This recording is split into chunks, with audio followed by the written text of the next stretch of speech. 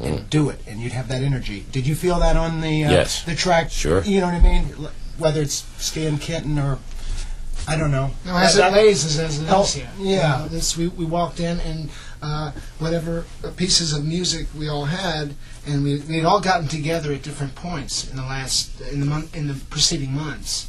We just got into it, and then we sometimes Reeves and Hunt and myself would go to lunch, and we'd come back, and David would have a whole page of lyrics done, and then he'd go in and he'd start to lay down a vocal. Then we'd go, hey, how about this and how about that, and why don't we throw this in, let's throw that out, and let's do, you know, it was a collective effort. But it was essential to us that the basic track that we did as a band in the studio with me singing, that if that didn't have the excitement, then it wasn't a track. So that's why we did something like 30 tracks, you know, just wrote them and played them as they came, as they hit the deck. We wanted to come out the box with energy, the energy that we felt when we were writing and playing. So there's very, very little overdubbing on it at all. So for us, that is our live sound. And the album is our live sound. The album is almost the bottom line. It's like that's where the live sound springs from. It's developed. It has been the live playing we've done. It has developed from there. Probably mentioned 20 names, you know, when we brought up influences and so forth, at least 20. There are a lot more, but there's an interesting thing to virgin ears that there are a couple of words that come to mind, like it is original, and it is unique. As many people, as you said, influence things in there. If you listen, it's not the album that sounds like so-and-so.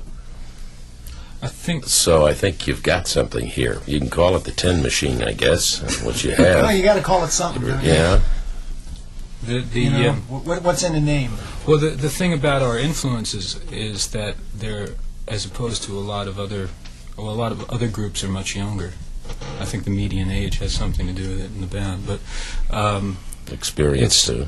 The influences are fully assimilated, as opposed to being like worn on our sleeves. You know, I mean, they've been digested fully. I think it's real interesting that when you start to get, you know, none of us are kids, and I think it's infrequent that there are many bands that kind of would get together now after what we've all been through and just still want to do rock and roll. I mean, the rock and roll is growing up in that way, is that there's people of our age that grew up with rock and roll that still want those needs filled like we do, and it's just interesting to find that when you do get together, still music you want to make and things you want to say, and the energy that you and the enthusiasm you derive from that knowledge is just fantastic. All you have to do, and I can see that there isn't any lack of enthusiasm for performance and live, because all of you have that within you, and I'm sure you're ready to if we weren't right here. now kick a board, you know, and I mean never stop, and especially doing something that you now have put together that is something that you all have within you. That's not one thing, it's a whole lot of things, and that's what's great, because everybody's contributed, but you do have what isn't there right now.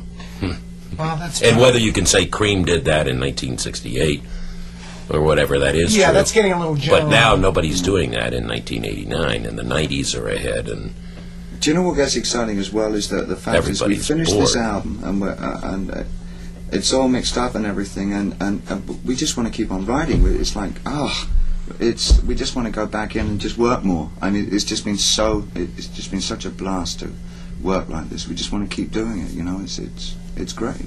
I tell you, that was the nice thing, is to be able to write like this with other people. You know, it's for me, it's been something I haven't been able to do for a long time. It's great working and bouncing off each other for ideas for songs. That's been an integral part of it. The band produces a body of work, and so we're working it in that way. We want people to realise that we're working with songs, and the songs and the collection of songs in their entirety is what the band is all about, not a sort of a sample. would it be safe to assume that this is something that, from what you've said, I must take you at your word that this is not a one-time deal that you decided to try? No, we're already working on what we want to do. I mean, there's nothing to work on. It's just a question. We just want to get back in there and write and record. That's the next thing we want to do. And you also want to tour. Obviously, you better. We want to play live more than anything else in the world. It's very much a live unit. I think it's more a live unit than a It's recording band, and what we've done is had to contour the recording studio to suit our live approach. Well, yeah, Pretty much. I mean, well, you have to admit that originally it took a certain leap of faith on the part of the engineers and things to trust us in the way we wanted to record. Mm-hmm. I mean, they kind of looked at us funny because we wanted to play all at the same time and David wanted to sing, which is generally not done anymore, I think, by and large. Right, they all said, yeah, you don't do it that way. And These days. These days, right. Well, that's right. But we do it this way these days because we like the way it sounds this way these days. It's been a pleasure talking to you, getting some inner feelings of the group and where you really are and what you want to do. And it's been great having you as guest. Thank you very much, Scott. And thank you for being a new part of the world of rock.